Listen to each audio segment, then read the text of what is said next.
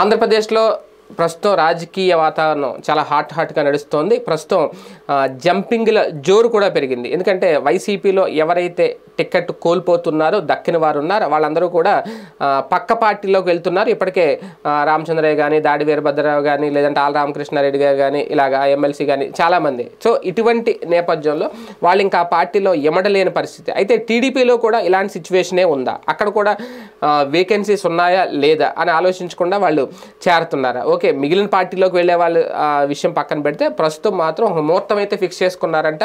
ఈ అసంతృప్తులందరూ పార్టీలో ఎమడలేని వాళ్ళందరూ, అంటే వైసీపీలో ఎమడలేని వాళ్ళందరూ కూడా రేపు సంక్రాంతి తర్వాత 15వ తేదీ తర్వాత మొత్తం వాళ్ళు మారిపోబోతున్నారు వీళ్ళందరూ కూడా అనేది. అంటే ఏ పార్టీలోకి వెళ్తారు అంటే ప్రస్తుతం చాలామంది, కొంతమంది అంటే కాంగ్రెస్ బ్యాక్గ్రౌండ్ ఉన్న వాళ్ళు, కాంగ్రెస్లో ఉన్నవాడు పదవులు పొందిన వాళ్ళు, రెడ్డి సామాజిక వర్గం, వీళ్ళందరూ షర్మిల కాంగ్రెస్లో ఉన్నారు కాబట్టి ప్రస్తుతం ఆమె కూడా తన కుమారుడు వివాహానికి సంబంధించి పనుల్లో బిజీగా ఉన్నారు కాబట్టి ఆమెను కలవడానికి కూడా కుదరట్లేదు అనేది.